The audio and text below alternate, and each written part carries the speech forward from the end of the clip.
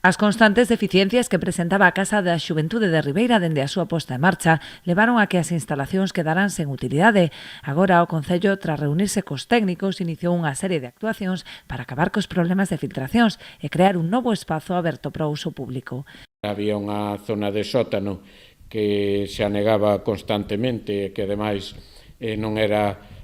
accesible, polo que en estes momentos pois se está procedendo pola Brigada de Obras, digamos, a cubrir toda esa zona que agora estaba no subsolo para que quede na mesma altura que o que é a calzada e, polo tanto, aí se gana unha pequena plaza pública e a zona que había para un intento tamén de rampa, pois se vai a cubrir con arbolado. Por lo tanto, estamos falando de unha zona de uns 150 metros cuadrados que vai a pasar a formar parte da urbanización xa existente. Tamén se procederá a eliminar a zona de albergue que non funcionaba de xeito independente ao resto das instalacións, mantendo únicamente 22 prazas. O que eran os albergues víamos que tiñan unhas carencias importantes, sobre todo porque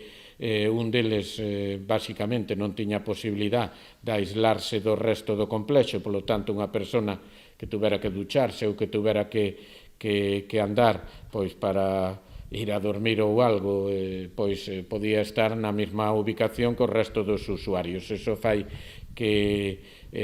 fagamos e pensemos que unha desas albergues pase a ser un aula multiuso, co cual quedarían 22 plazas de albergue todavía, pero o albergue que en este caso podía funcionar de forma independiente ao resto das actividades.